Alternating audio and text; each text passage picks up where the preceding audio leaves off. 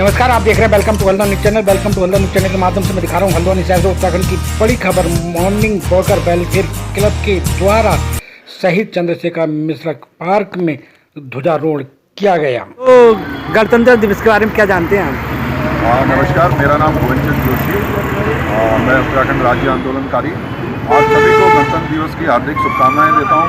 हमारा देश 15 अगस्त 1947 को आज़ाद हुआ था, लेकिन जो हमारा संविधान लागू हुआ था आज 26 जनवरी 1950 को लागू हुआ था। और जिस संविधान की बदौलत आज पूरा देश हमारा चल रहा है, जो कानून नियम और जिनकी बदौलत आज हमें अधिकार मिले हैं, वो सारा संविधान जो है 26 जनवरी 1950 को लागू हुआ था। और पूरा देश जो है आज उस संविधान के तहत चल रहा है और सभी लोगों को जो अधिकार मिले हैं वो संविधान के तहत मिले हैं। तो ये गणतंत्र दिवस हमारे लिए बहुत महत्वपूर्ण है और हमारे देश को जो संपूर्ण आज़ादी मिली थी वो 26 जनवरी 1950 को मिली थी।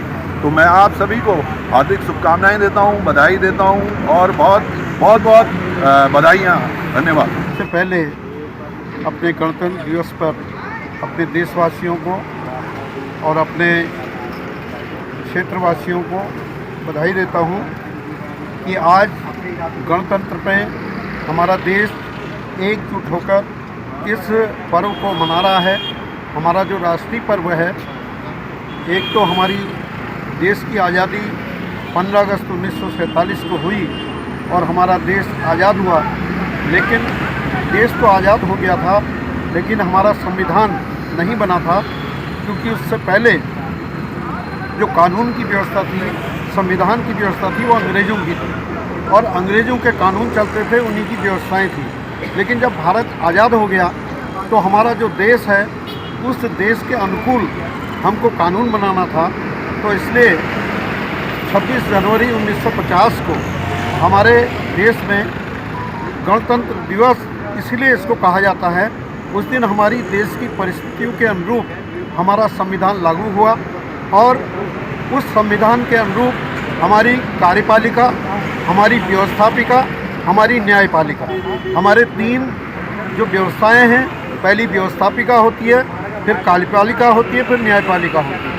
इन तीनों के लिए जो व्यवस्था होती है, उसी से देश चलता है। तो हमारा कानून कैसा हो, हमारा संविधान कैसा हो, हमारी जो राज्यों की व्यवस्था है, हमारे जो कानून की व्यवस्था है, कैसे हमारी जो पुलिस प्रशासन है, हमारा जिला प्रशासन है, कई प्रकार के हमारे जो नियम हैं, कानून हैं, वो 26 जनवरी 1950 को लागू किए गए।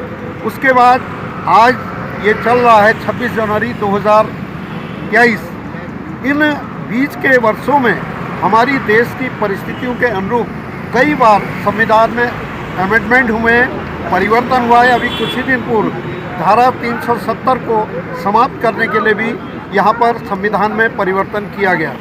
संविधान के परिवर्तन के द्वारा ही धारा 370 को समाप्त किया गया। ऐसे ही अभी बहुत सी चीज़ें हैं देश में जो यहाँ के नागरिकों के लिए, यहाँ निवासियों के लिए, हमारी देश की जनता के लिए, ताकि सुख और शांति यहाँ पर बनी रहे, हमारे देश का विकास हो, हमारा देश मजबूत हो, हमारा देश हर प्रकार से सुरक्षित रहे।